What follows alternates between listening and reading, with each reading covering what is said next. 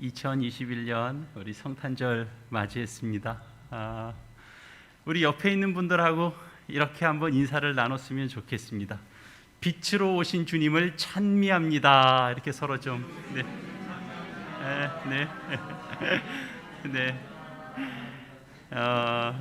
이미 여러분들이 예배의 자리로 또 찬양으로 또 예물로 또 여러분의 표정으로 이미 우리 가운데 빛으로 오신 예수님을 마음껏 찬미하고 계십니다.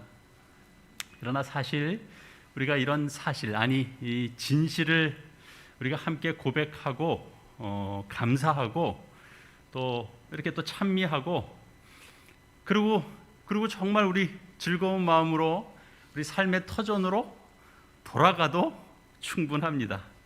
성탄의 의미라는 건 그런 것이기 때문에 그렇습니다. 그러나 또 오늘 우리 주신 말씀 속에서 뜻과 의미와 또 배경을 좀 더 살펴서 더 풍성한 은혜들을 또 함께 누릴 수 있기를 바랍니다. 여러분은 이 예배의 자리에 나오시면서 가장 먼저 드는 생각이 어떤 것이었습니까? 예배에 임하는 자세, 생각, 태도, 내가 예배를 어떻게 드려야 되는가, 이런 것들보다 사실은 우리가 얼마나 받았는가, 이런 생각, 이런 확인, 이런 질문, 사실은 이런 게 더 중요합니다. 우리는 어떤 존재들인가 하면 기본적으로 우리는 어떤 것을 받은 상황 속에 있습니다. 우리가 받지 않았다면 이 자리에 나와 있지 않습니다. 우리에게는 무언가가 주어져 있는 상태 속에 있습니다. 성경은 그것을 선물로 표현하고 있습니다. 우리 모두는 선물을 받은 자들입니다. 그래서 우리가 드리는 이 예배는 하나님께서 우리에게 얼마나 귀한 것을 얼마나 우리에게 주셨는가 하는 것을 이 예배의 자리에 나오면 늘 그것을 깨닫는 행위가 결국 예배고요.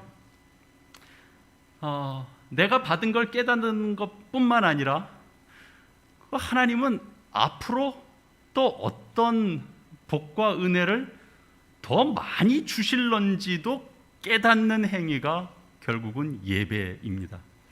사도 요한은 이렇게 복음서에서 기록했죠. 하나님이 세상을 이처럼 사랑하사 독생자를 어떻게 해요? 주셨으니 라고 증언합니다.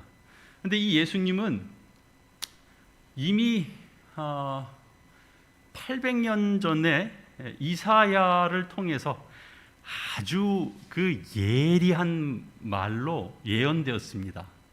한 아기가 우리에게 낳고 한 아들을 우리에게 주신 바 되었다라는 말로 예언되었습니다. 이사야가 사역하던 그 시기는 참 힘든 시기였습니다. 이사야가 몸담고 있던 나라, 그 유다는 아주 작은 나라입니다. 큰 나라들이 주변에 너무 많아요. 애굽도 있죠, 아람도 있죠, 북이스라엘도 있죠. 그리고 이제 그 당시 아주 위세를 떨쳤던 아수르가 있습니다. 근데 이 예루살렘에 아수르가 쳐들어올 것이다라는 소문이 돌기 시작했습니다. 그런데 그게 헛소문이 아니었던 거예요. 예루살렘 주변에 아수르의 병사들이 이렇게 에워싸고 있는 것들이 보입니다. 그러면 여러분 공포 그 자체 아니겠습니까? 그러면 그런 때 뭘 해야 되겠습니까? 맞서 싸울 준비를 해야 되겠습니까? 이 군대를 정비하고 전략을 좀 짜고, 아니면 또 어떤 사람들은 피난 갈 준비를 해야 됩니까? 왕은 무슨 생각을 해야 됩니까? 이 동맹국을 더 강화시켜야 되겠다라는 여러 가지 아이디어를 생각해야 됩니까? 하나님의 선지자는 뭘 해야 될까요? 이사야는 뭘 했나요? 이때 이사야는 설교를 했습니다. 이미 일어났고 그리고 이미 시작된 일이 무엇인지를 백성들이 알아야 되기 때문에 설교를 했습니다. 하나님이 무슨 일을 시작하셨는지 그것을 알지 못하고, 그리고 하나님이 앞으로 행하실 일을 이해하지 못하고 고려하지 않고 계획을 세우면 그 계획은 당연히 잘못될 수밖에 없습니다. 하나님은 국제 정세에 별로 관심이 없으십니다. 국제 정세가 어떻든 상관없이 그 속에서의 한 사람 한 사람, 그 속에서의 한 영혼에 관심을 가지십니다. 한 인생의 생각을 바꾸고 한 인생을 변화시키는 일에 하나님은 관심을 두십니다. 그건 국제 정세가 평안할 때도 하나님이 일하시고 그국제 정세가 복잡할 때도 하나님은 일하십니다. 그 일을 준비시키고 그 일을 진행하십니다.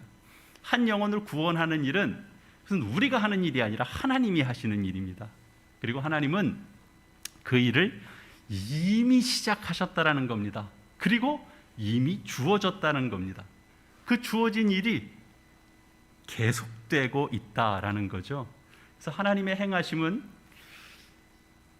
서둘러서 뚝딱 뭘 해치워 버리시는 방식이 아닙니다.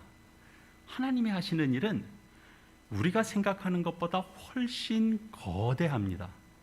잠깐 있고 없어질 일에 관한 것이 아니고요, 지속적이고 그리고 영원한 일을 하나님은 준비하시고 진행하십니다. 하나님께서 이 세상을 사랑하셔서 시작하신 그 일이 우리에게 주어졌습니다. 우리가 그 일을 어디 가서 만나야 되거나 어디 가서 사와야 되거나 우리가 어디 가서 교육을 잘 받아야 그것을 이해하거나 받거나 얻을 수 있는 것이 아닙니다. 전문가의 도움이 필요한 게 아닙니다. 하나님은 구원을 준비하시고 그 구원을 진행하셨는데 이사야는 그것을 아주 간단하게 그러면서도 매우 특이하게 증언했습니다. 우리를 위해 한 아기가 태어났고 우리를 위해 한 아들을 주신 바 되었다라고 설명해요. 그러니까 하나님이 우리와 같은 모습으로 그 무언가를 시작하셨다라는 겁니다. 아기로 태어나신 겁니다. 하나님이 인간의 몸을 입고 인간의 역사 속으로 들어오셨습니다. 그분이 우리와 같아지시려고 하신 겁니다. 우리와 같아지시려고 하신 이유가 뭐겠습니까? 우리를 그분과 같이 되게 하시려고 먼저 우리와 같은 모양으로 오시는 겁니다. 하나님은 한 영혼에 관심을 가지시고 그래서 빛을 비추시고 그래서 구원을 일으키시기 위해서 하나님은 이렇게 종말의 징조 같은 것을 계속 일으키셔서 우리를 두려움 가운데로 마구 몰고 가시는 것이 아닙니다. 지식 없는 자들을 주눅들게 하지도 않습니다. 뭐든지 다 비밀로만 말씀하셔가지고 무슨 수수께끼처럼 우리를 인도하시는 것도 아닙니다. 하나님은 한 아기를 태어나게 해주셔서 우리가 아는 그분 예수님을 통해서 우리와 함께 하시는 역사를 일으키셨습니다. 우리에게 자신을 드러내 주시는 그 하나님의 방법이 결국 성육신하신 예수님입니다. 우리 가운데 찾아오신 예수님. 성경은 그렇게 증언하고 우리도 믿음 가운데 그렇게 고백합니다. 우리 가운데 찾아오신 예수님, 이것은 무엇을 의미합니까? 우리가 다른 수고를 안 해도 된다는 것을 의미합니다. 더 정확하게는 우리가 엉뚱한 수고, 엉뚱한 시간을 들일 필요가 없다라는 겁니다. 산과 들로 내 영혼을 구원할 자를 찾아다닐 필요가 없습니다. 어디를 찾아다닐 이유가 없어요. 수수께끼 풀듯 그렇게 퍼즐을 맞춰야만 내가 뭔가 내 영혼이 깨어나고 내가 소생하고 그러는 것이 아니라는 겁니다. 우리에게 주신 한 아기, 그 속에서 답을 찾으면 됩니다. 그러면 우리는 묻게 되죠. 물을 수밖에 없죠. 정말요? 그게 무슨 효과가 정말 있나요? 그 아기가 도대체 뭘 할 수 있는데요? 라고 물을 수밖에 없죠. 이사야는 이 절박한 시대에 이 메시지를 전한 사람이다라는 걸 우리는 기억해야 됩니다. 국제적인 위기 상황 속에 있었습니다. 그래서 두려움이 있고 불안이 있고 고통이 있고 위기가 있고, 그래서 정신이 이렇게 어디 반쯤 나가 있는 사람들이 곳곳에 있는 겁니다. 그가 만나는 사람들은 대부분 그랬습니다. 정신이 반쯤 나가 있었습니다. 또 죄의 짐을 무겁게 지고 있어서 죄책감에 시달리는 사람들도 많았습니다. 눈앞에서 마주치는 사람들은 대부분 그런 처지였습니다. 여러분, 이런 이야기 들으시면 여러분 무슨 생각이 드십니까? 우리와 같지 않습니까? 우리도 이렇게 마주치는 사람들 속에 보면 늘 걱정, 근심, 불안, 염려, 죄에 대한 죄책감 여전히 가지고 있는 사람들이 있습니다. 이사야 당시에도 그들은 도움이 필요한 자들이었고 구조가 필요하고 그리고 그들에게는 희망이 필요했습니다. 그들은 있던 믿음도 잃어버렸던 자들이고 마음의 중심을 잃어버렸던 자들이고 왜 세상이 이렇게 되어야만 되는가에 대한 울분 때문에 안정감을 잃어버린 사람들이었습니다. 거룩한 것을 사소하게 여기다가 나중에는 뭐라 그러냐면 삶의 의미가 없어졌다라고 얘기하는 사람들입니다. 그렇게 삶의 희망이라는 것이 없어지고 축소되고 희미해지고 퇴보해버리는 그런 사람들, 그들에게 필요한 것은 분명히 있었죠. 그들은 절박하고 그리고 절실했기 때문입니다. 그들에게는 복음이 필요합니다. 그래서 이사야가 외치는 겁니다. 우리를 위해 한 아기가 태어났고 한 아들을 주신 바 되었다. 여러분, 이 메시지 속에 등장하는 한 아기가 정말 필요하고 정말 그런 방식이 효과적이라고 여러분은 생각하십니까? 그렇지 않죠. 우리는 그렇게 생각 안 합니다. 우리는 좀 더 근사하게 대안을 하나님이 제시해 주기를 더 바랍니다. 더 근사하고 더 눈에 확실하게 보이고 더 스펙타클하고 뭐 이제 그런 것들을 더 필요로 느낍니다. 그런데 아이를 주셨습니다. 아이를 주셨기 때문에 이스라엘이 아이를 받았고 우리가 또한 그 아이를 받습니다. 이사야는 그 내용을 구체적으로 이야기해 주는데 이 아기 속에는 보기와는 다른 그 무언가가 있다는 겁니다. 여러분도 나 자신을 뭔가 소개하거나 그럴 때 여러분들 속에도 보기와는 좀 다른 거 다 가지고 있는 거 아닙니까? 이사야는 이 아기 속에 있는 그것을 증언합니다. 그 어깨에 정사를 메었다고 그러죠. 우리 6절에 또 7절에 보면 그 정사와 평강의 그 더함이 무궁하다 그럽니다. 하나님이 우리에게 자신을 계시하는 방법이 우리와 같이 되신 것인데 우리 안에서 자신의 일을 완수하는 방법이 결국은 자신의 있는 자리까지 우리를 끌어올리시는 방법입니다. 정사를 메었다라는 건 통치하신다라는 겁니다. 그 자리까지 끌어올리시기 위해서 그분이 통치하신다라는 거예요. 통치하신다라는 말은 쉽게 말하면 그분이 우리를 책임지신다 그런 말입니다. 하나님은 우리를 메십니다. 우리라는 짐을 지십니다. 여러분 생각해 보십시오. 우리라는 짐, 나라는 짐, 이 짐 만만한 짐입니까? 만만하지 않은 짐입니다. 나라는 짐, 보통 감당하기 어려운 짐이 아닐 수 없습니다. 하나님이 우리를 메십니다. 그분이 강제로 우리를 통치하실 때 억압해서 불안으로 통치하시고 그러지 않으시고 우리를 메시고 통치하시는데 우리를 지원해 주시고 우리를 지지해 주시고 그리고 복음 안에서 우리를 자유케 해주십니다. 왜 그렇죠? 하나님이 그런 분이시기 때문입니다. 하나님이 어디에 매여 계신 분이 아니시기 때문에 그렇습니다. 우리가 무거운 것을 들어 올리려고 하면 팔만 뻗어서는 안 됩니다.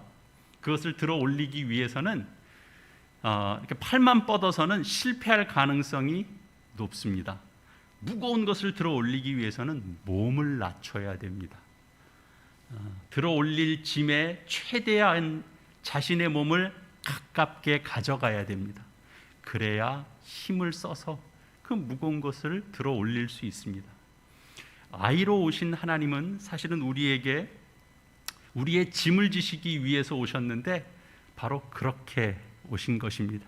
가장 낮은 모습으로, 가장 우리와 가깝게 그렇게 오셨습니다. 한 아이로 오셔서 하나님이 우리를 위해서 무엇을 하셨는지를 설명하는 이름이 4가지가 등장하는데요. 첫 번째는 기묘라 모사라. 이건 다른 말로 말하면 놀라우신 상담자가 되신다, 그런 뜻입니다. 독재하시는 분이 아니시고 우리의 말을 듣기를 좋아하시는 하나님이십니다. 우리에게 말하시는 것보다 더 근본적으로는 우리를 들으시려고 하십니다. 우리의 필요를 이해하십니다. 그것을 해결해 주실 수 있도록 도우신다라는 겁니다. 그러려면 우리에게 집중하실 수밖에 없습니다.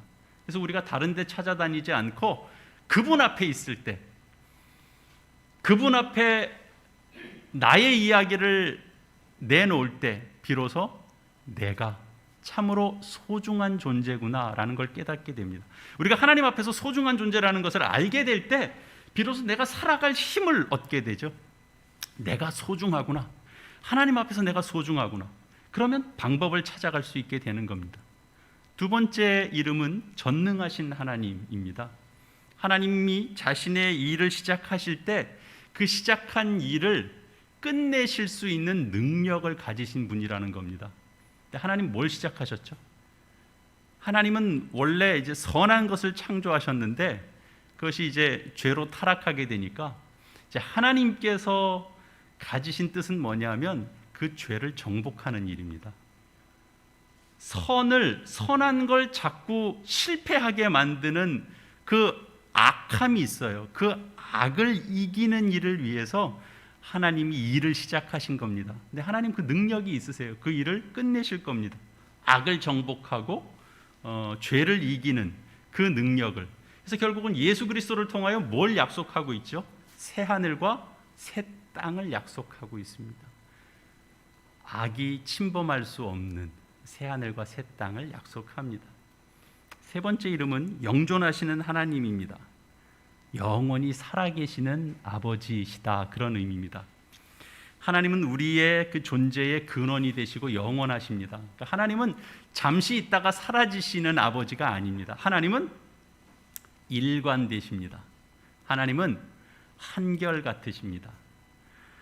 그렇다면 여러분, 우리가 그런 하나님 안에서 우리가 살게 되면 우리의 삶도 일관될 수 있습니다. 널뛰는 인생에서 한결같은 인생이 될 수 있습니다. 우리를 어지럽게 만드는 그런 혼돈들이 참 많은데요, 우리가 거기에 휘둘리지 않을 수 있습니다. 우리가 뭔가 오늘을 살아가는데 도움이 될 만한 새로운 것을 막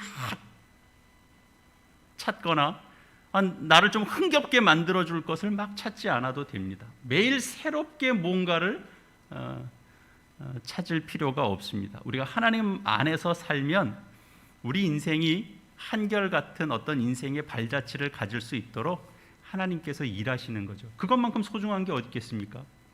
그 안에 과거와 미래가 다 있기 때문입니다. 네 번째 이름은 평강의 왕입니다. 평화의 왕이라고 이해하셔도 틀리지 않습니다. 이 왕의 통치와 함께 뭐가 찾아오냐 하면 평화가 찾아옵니다. 하나님은 완전하게 하시려고 하시는 분이십니다. 온전하게 하시려고 하시는 분입니다. 그 일을 위하여 자기 일을 하십니다. 여러분, 평강이란, 다른 말로 평화란 우리에게 익숙한 표현입니다. 조화롭게 만드는 겁니다. 여러분, 모든 것이 다 들어맞아야 조화로울 수 있습니다. 그때 생기는 것, 그것이 조화로움인데 그게 평강입니다. 그것이 평화입니다.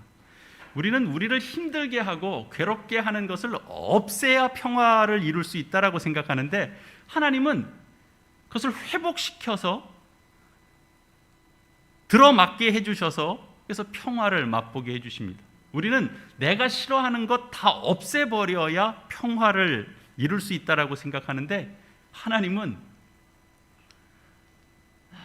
난감한 사람, 사랑하기 힘든 사람, 사랑스럽지 않은 존재, 그들을 사랑하셔서 삶이 변화돼서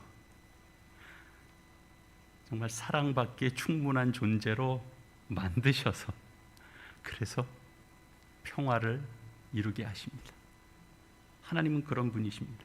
우리는 다 야 시끄러, 조용히 해, 더 이상 나한테 그런 말 하지 마, 그 말 들으면서 내 평강이 다 깨지니까 아무 말도 하지 마 지금부터. 그래야 우리는 평화가 유지된다고 생각해요. 하나님은 그렇게 말씀 하시지 않으시고, 너희는 가만히 서서 오늘 너희를 위하여 행하는 구원을 보라, 내가 하나님인 줄을 알리라 라는 말로 평화를 이루시는 분이세요. 그러니까 이사야가 바라보는 비전은 아주 순수하고 순진한 그런 그림이 아닙니다. 우리에게 나신 그 아기가 아기로 머물러 있지 않다라는 것을 전제하고 있습니다. 이사야가 내다보는 그 소망 속에는 예수님을 통해서 그 역사 속에서 성취되어 가는 건 시간 문제만 남아 있는 겁니다. 그 아기가 자랍니다. 구유에서 태어났지만 이제 자라서 갈릴리를 돌아다닙니다. 뛰어다니다가 이제는 점잖게 걸어 다니십니다. 그리고 자신에게 찾아오는 사람들을 만져주십니다. 먹이십니다. 이제 말씀을 증거하기 시작하십니다. 그렇게 사역을 하십니다. 고치십니다. 가르치십니다. 그리고 결국 갈보리 언덕에서 죄와 죽음을 정복하셨습니다. 그리고 그분이 우리 가운데 계시면서 지금도 그의 능력으로 구원 사역을 지금도 계속하고 계십니다. 사랑하는 교회 여러분, 여러분은 무엇을 받으셨습니까? 여러분이 받으신 은혜는 지난 과거의 일입니까? 여러분이 받은 선물은 지난 과거, 어느 때, 내가 기억할 때 기억나는 그 과거의 선물입니까? 여러분은 오늘 말씀에서 보면 흑암에 행하던 백성 중에 큰 빛을 본 자가 된 겁니다. 그러나 여전히 아직 온 빛을 의식하지 못하고 어둠 가운데 살아가는 자들이 있습니다. 근데 그들과 함께 있었는데 우리는 빛을 얻은 자입니다. 빛으로 여러분의 삶을 인도하시는 하나님의 능력에 관해서 우리가 다시 한번 이 오늘 선포된 이 말씀, 우리가 다시 한번 눈으로 보고 읽고 입술로 고백하면서 이 성탄을, 이 하나님께서 우리에게 주신 바 내용을 우리 함께 마음 다해서 찬미할 수 있기를 바랍니다. 오늘 우리가 함께 보신 본문 말씀에 우리 7절 말씀인데요, 우리 천천히 또박또박 함께 읽겠습니다. 시작. 그 정사와 평강의 더함이 무궁하며 또 다윗의 왕자와 그의 나라에 군림하여 그 나라를 굳게 세우고 지금 이후로 영원히 정의와 공의로 그것을 보존하실 것이라.